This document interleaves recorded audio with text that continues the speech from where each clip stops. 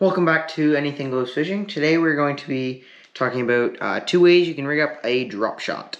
I've used both, like them both. I have one that I prefer over the other. I will tell you why and show you both of them. So the first one we're just going to be talking about is how you can tie one up with just a regular old wacky worm hook. So what you're going to do is take your main line and you're just going to tie a clinch knot, but you're going to make a really big tag end. So you just pinch off. I show you how to tie clinch knot in my knot tying video. Go check it out if you haven't already seen it. So you just tie a really big clinch knot. I'm just going to put that there. And you're just going to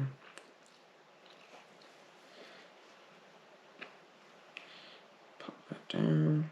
Do not hook myself. That's important when you're tying on hooks. Try not to hook yourself. So, alright, so we got that on. And now I have a big tag end. So what I'm going to do is I'm going to take my drop shot weight and I'm going to tie it onto the bottom of my line. So here's where you're going to want to measure. You're going to kind of estimate how much your knot's going to take or not going to take. Because there's my hook and then there's my drop shot weight. I'm going to tie it smaller. I'm going to tie a really small one so you guys can see it. So this can slide free. But I'm just going to want to measure how much distance I'm going to want between my hook and my bell sinker. So let's say I'm going to eyeball it here. Just say we want a foot. Let's just eyeball it. It's going to be bigger than a foot, but still. So you're just going to tie your bell sinker onto the one end. Here. Just real quick. Another clinch knot. Just another clinch knot. Normal. That's what I use for my drop shots. So now I have a drop shot. So this weight is going to sit on the bottom. There's my hook. And that's way more than a foot. But still, it's just going to gets that bait off the bottom. I don't like to tie any drop shots that are over 15 inches between the weight and the hook. That's just me. Depending on your water depth, how your bottom structure's like if it's super bouldery or maybe a little bit of weed. I like just under 15 inches because I find what I throw it into is a lot of broken rock or rock shelves. So I find closer to the bottom doesn't hurt I find a lot of the fish that I fish they feed closer to the bottom, just slightly suspended above them. And if I can't call them up with a Senko, like a bright colored Senko, I throw the drop shot down and try to dangle it in front of their nose. So another way you can tie up a drop shot is a little more. I find this one a little more accurate for how much distance you want between your bell sinker and your hook. Sorry. Mainly just because you can pre-measure your line before you tie your knots. I always give it about 2 inches to 4 inches depending on what knot I'm tying. If because you use a chunk of fluorocarbon, so I'll just pull out a small chunk here, maybe 2 wraps. So just pull out a small chunk of fluorocarbon. My favorite line to use for this is 10-pound fluorocarbon. This is 20, mainly just so you guys can see it a little bit better. But what you're going to do for this time is you're going to get a special drop shot hook, if you have one. Oh, there it is. So the difference between this and just a normal wacky hook is, as you can see, there's a little swivel that goes to the eyelet. So then you can tie 2 different lines to it. So I really like this one, mainly just because it gives it, it just hides your line going out the bottom. I don't find the fish that I fish are very line shy for whatever reason. But you just take your main line, and you do want to make sure though that when you're looking at your hook like this, you want to put your main line through the top one that's facing the hook point. So then just again another clinch knot. So, whoa, dropped my line. There we go. So just tie another clinch knot real quick.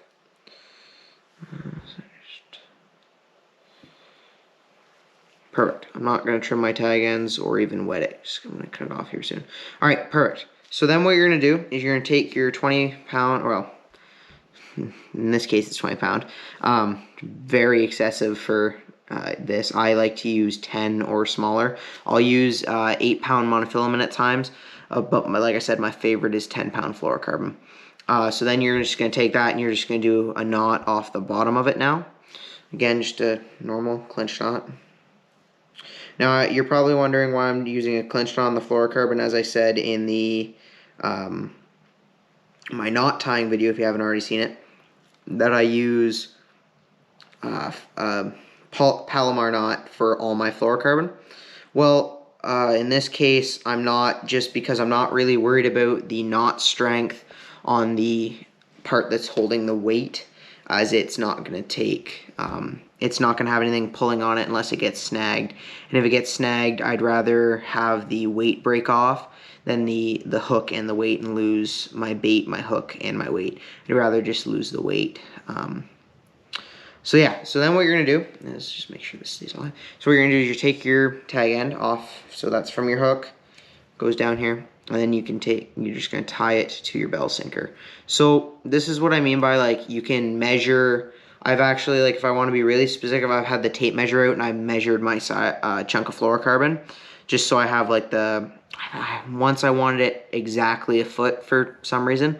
I normally just eyeball it now, but you can get the tape measure out if you want to get really specific. Like, if you know your waters really well, like let's say you wanted to, let's say you had a little weed bed, but it was only, say, a foot deep, the weeds, and you wanted to get your bait 2 inches above the weeds, for example. This, I would say you could measure out a 15-inch or 13-inch chunk if the weeds were a foot and you want it like 1 inch to 3 inches above the weeds. You could have your weight set.